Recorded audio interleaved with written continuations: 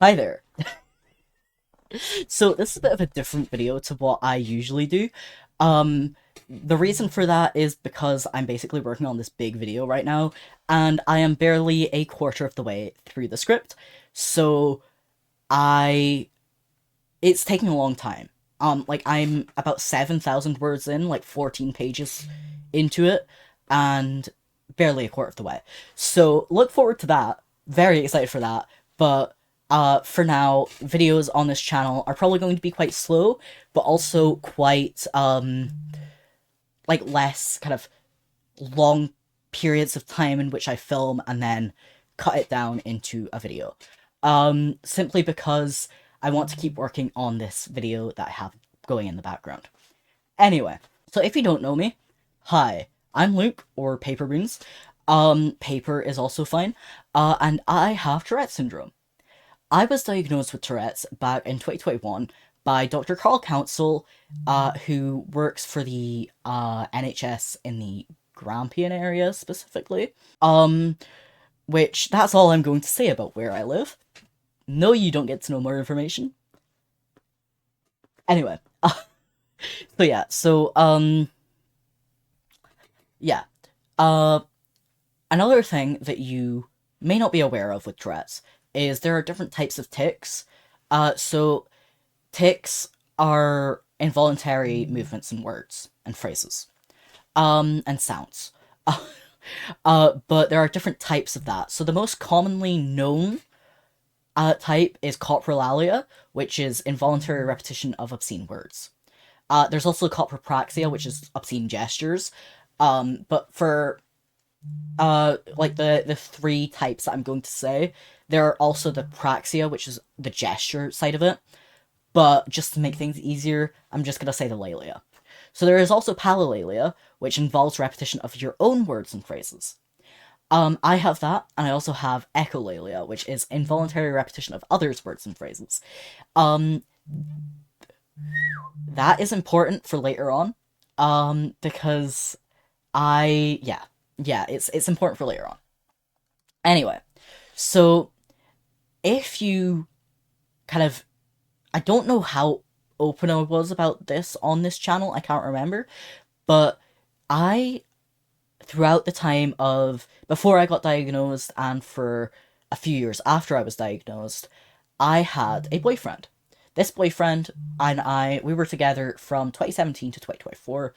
I kind of wanted to discuss this because I feel like I wasn't the only one with this fear in terms of my Tourette's, and I wanted other people to feel like they weren't alone if they also had this fear. Yeah, so I had this partner, this boyfriend, and he and I were long distance. He lived in the States, I live in Scotland. Um, and so we had to fly over to visit each other. And we visited each other about four times in total. Um, yeah, about four times in total. I flew over there three times, he flew over here once. So each time was for about a month or so. Um, yeah. So quite long periods of time. And another kind of piece of information that isn't necessarily important, but it is in a way, because I feel like this kind of sealed the deal on a lot of stuff. Um, my ex also had a best friend who turned into his roommate who did not like me, right from the get-go, did not like me. Um, which I attempted to become friends with them. Uh, didn't it didn't happen. It didn't happen.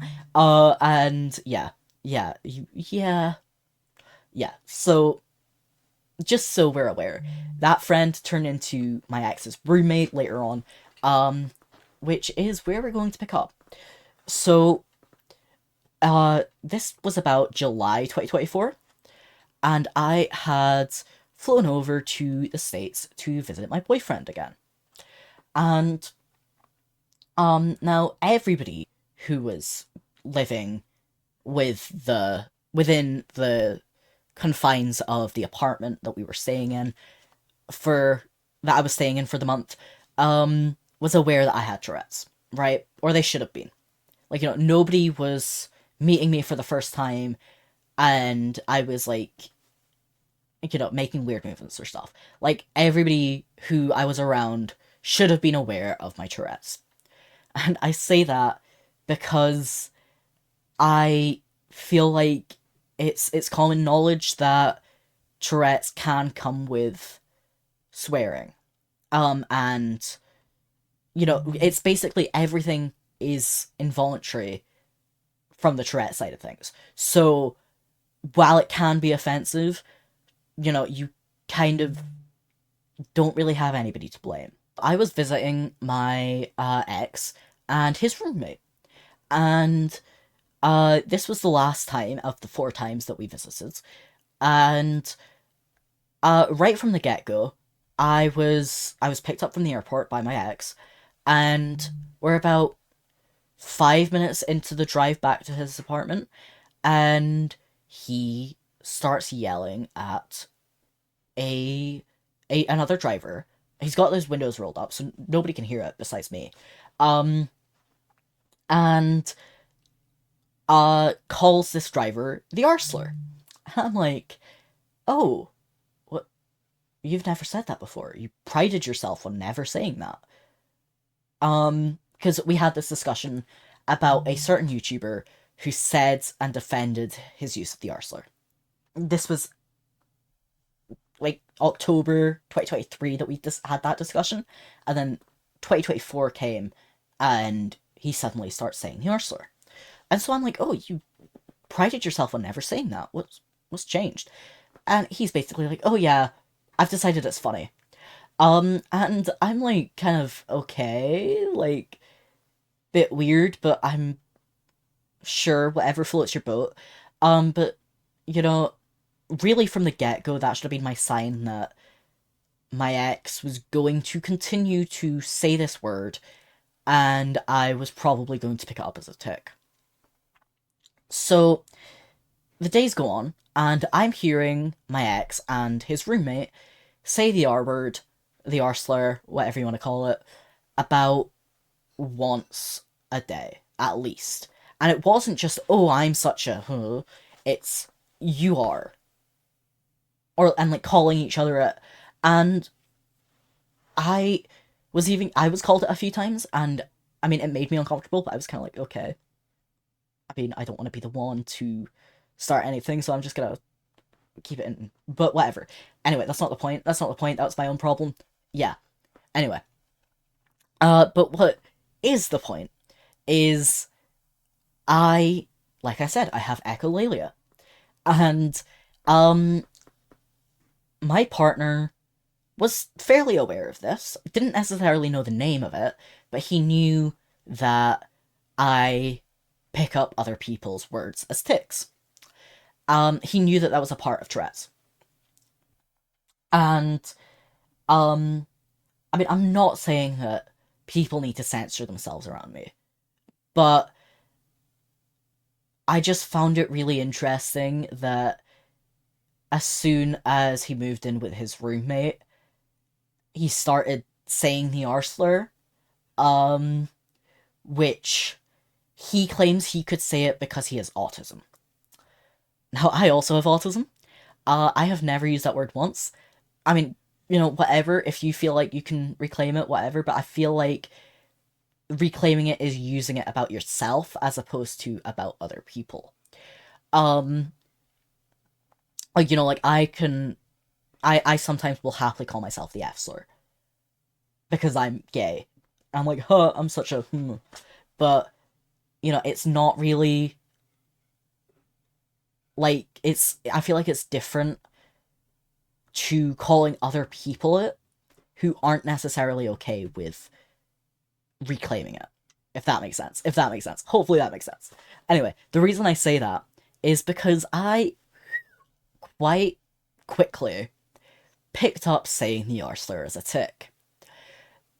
But that quickly formed into me saying R slur alert as a tick. Or, sorry, R slur alert. I realize that you guys are flipped. R slur alert as a tick. I'm laughing because if I don't, I will cry. Now, my partner at the time, and I say his roommate probably just, I don't know, but whatever. My partner at the time found this hilarious. I didn't, because I was fairly open about this, and I still am.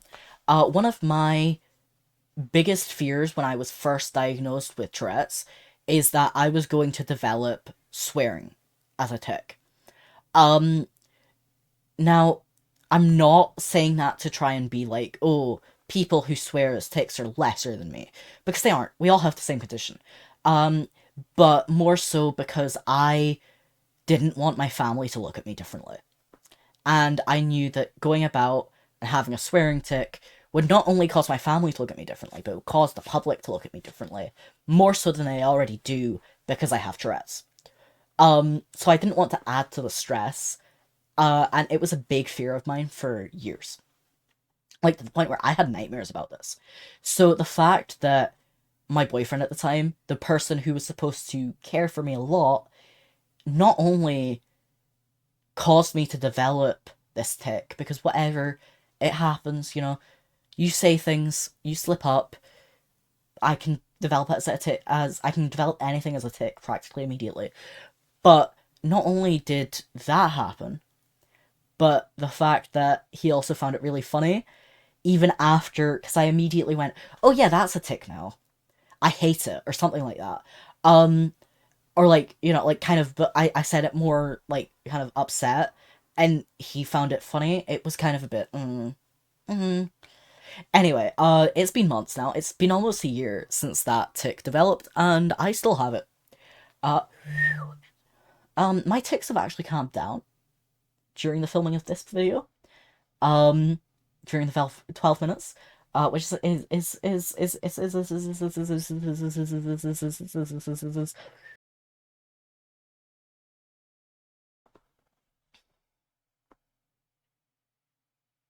which is fairly impressive. Um, Except I called attention to it, and that caused me to have one of my least favorite tics, uh, physical tics, motor tics, which is one that causes me to gag. Anyway, yeah, so long story short, if somebody develops a tic that isn't necessarily funny in because it's a slur, don't immediately laugh. Um, or at least, check to make sure they're okay with it first. Um, and I get that, it can be a bit like, oh my god, shock. But especially when it's something that kind of the person it doesn't feel comfortable to reclaim or can't reclaim because they aren't part of it. Yeah, no, yeah, anyway. Thanks for watching this video. It was kind of more so a ramble, but I appreciate it nonetheless. If you want to see more kind of Tourette's videos, feel free to let me know. I'll probably film them anyway, but, whatever. Yeah, have a fantastic rest of your day. Bye-bye!